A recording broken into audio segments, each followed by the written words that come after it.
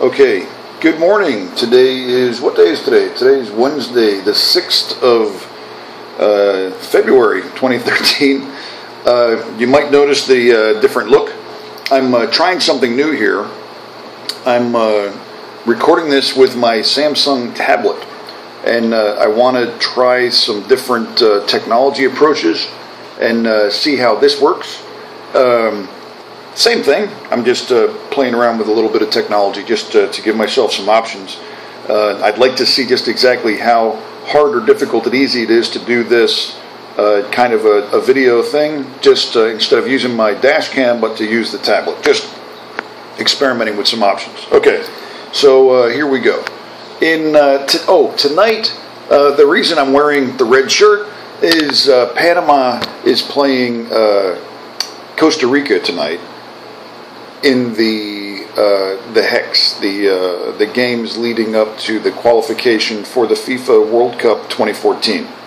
Tonight is Panama's first game. They're playing in Panama City, and that's a big deal. Now, Panama has not ever qualified for the World Cup, and this is their probably might be their best chance of ever getting into the World Cup. Now, one of the things that there's a group called the Extreme Red, which is this group of fans, and they always go to the hotel where the opposite team is staying, and they try to keep them up all night. They'll be outside banging on drums, they'll shooting off fireworks, and there's this whole story about how they tried to get close, and then the cops had it blocked off, and they stayed at the Westin Hotel in the Cinta Costera, or in the Costa del Este, and they were able to finally get through, and they got to the hotel, and they were there till like 3, 4, 5 o'clock in the morning shooting off fireworks and shit. It's just one of these things that they do here in Panama to try to screw up the opposing teams. Does it have an effect? Yes, it did. It was on one of the games that Panama played, I think it was Canada, they were like, man, these fans down here are crazy. Well, yeah, I mean, you know, it's like the fan base trying to do anything they can to help their team. Nobody was keeping the Panamanian players up last night. So if there's even one or two of the key Costa Rican players that didn't get a good night's sleep, now, I kind of wonder now, because this is the first game, I kind of wonder what kind of a reception the Panamanian team is going to get on the road now for the rest of the games, because they're kind of getting famous for this crap. We'll see how that goes. Okay, a report came out from the Economist Intelligence Unit, the worldwide cost of living. They did like a report on how many countries, 150 cities or something like that, and they ranked the most expensive cities to live in to the least expensive. Panama was in the bottom 10 of expensive cities to live. Tokyo is number 1. Then you rank 150 cities or so, you get down to the bottom 10, and the most economic cities to live in the world, Panama City was one of the most economic cities to live in the world. Go figure. I mean, you know, I've done my own survey on cost of living, but it's nice to see that the Economist has done their thing, and they've compared all of these factors, and they come up with that conclusion. So that's all over the news today, and it's a good thing. Something else that's all over the news today, the director of the General Direction of Income, it's kind of like the IRS for Panama. Their director came out and said that they have filed a total of 130 formal criminal complaints against either current or past employees for corruption. So they're trying to do something to clean up corruption within that organization. And again, this is over the last 3 years, so 130 over the last 3 years. And these are the guys that collect the taxes. So, okay, now, something that came out last night, this is from Telemetro, something that came out last night, every Tuesday, the Executive Cabinet Council has their meeting. They met last night, and they decided to pass or to adopt a draft resolution, which means it will turn into a bill, which will go into the National Assembly, a modification to the criminal code having to do with invasion of land. Now, what this means is that people that don't own the land, they just go there and build a house. They're going to increase the sanctions from 6 to 8 years in prison if you are stealing land, okay? And Obviously, they're ticked off about this, and they're doing something about it. So it's going to send a strong message to those people who just go over and, go on somebody else's land that they don't own and decide, hey, guess what? I'm taking over by rights of possession, so I'm going to possess it, and now it's mine. Well, you do that crap, you might go to prison if this law is eventually passed. Okay, I got a call last night from somebody who was concerned about the COASES. It's the cooperation for the employees of the Social Security Fund.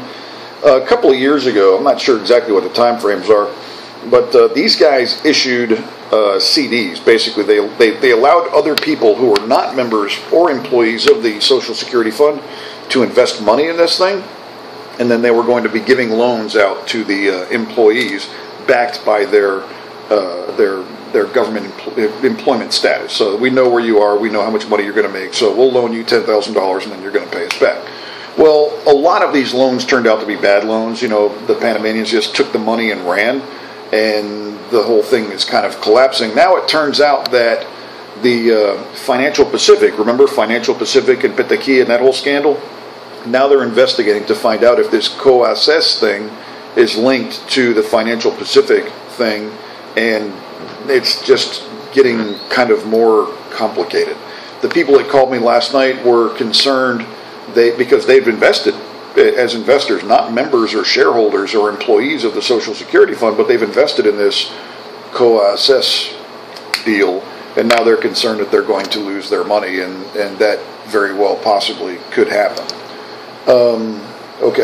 Once again, they were promising returns, and if it looks too good to be true, then it probably is.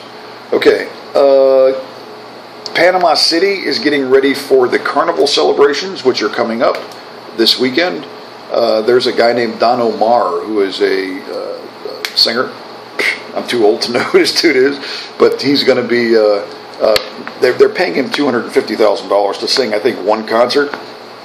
They also have 143 Panamanian artists who are going to be participating, and they're getting paid, I think, a total of $600,000 for the 4 days, and all of this is going on in Panama City. So anyway, they're now down in the Cinta Costera, the coastal strip. They're putting up the stages and the lights and the facilities and getting all ready for Carnival. The country kind of stops doing anything right about Friday this week, and then Friday, Saturday, Sunday, Monday, Tuesday, nothing happens. Everybody kind of comes back with a hangover on Wednesday, and then starting next Thursday is when things will start to get going again. So if you're trying to get something done, it better be drinking beer, because there's not going to be a whole lot that's going to be happening. All right, I'm running over a little bit here. All right, there's a power hydroelectric dam that got fined $9,500 by the ANAM, which is the Environmental Authority. It's the Hidroelectrica Rio Chico, and apparently they have affected the quality of the fish and wildlife downstream. And they just got fined. Now they can appeal it, and there's a review process and all that kind of stuff. But anyway, so that's in Chiriquí, and they're building a new hydroelectric dam. In Panama, there are massive amounts of rainfall. There are also mountain ranges where the rain falls, and these mountain ranges are on mountains where the land is not very good for agriculture, what have you. So the rain goes down, you build a dam, you generate electrical power. Panama is very, very positioned in very well for hydropower. Already about 50% of the power in Panama comes from hydro. They're trying to increase that and make it so that even more power comes from hydro. And I forget the number of projects that they're building, but there's a lot of them. There's been a big expansion recently of these little smaller, they're not big, massive projects, they're smaller projects, and this is, I believe, an example of one of those. Okay, and then finally here, the Social Security Hospital says that they have no new reported cases of the KPC bacteria or the Clostridium difficile. Now, there's been news lately, especially coming out of Cologne, that there's been a new case of these antibiotic-resistant bacteria, and it's just a story that's kind of ongoing. It's always there. These bacteria are always in the hospitals, and it's a fight to try to keep people from getting sick or dead because of these things. Okay, that's it. I'm done. I'm out. Today is Wednesday, the 6th of February, 2013.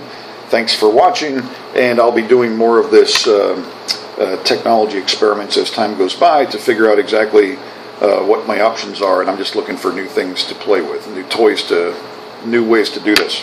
I might do one on a cell phone here before too long. Okay, all right, bye. Have a great day. See ya.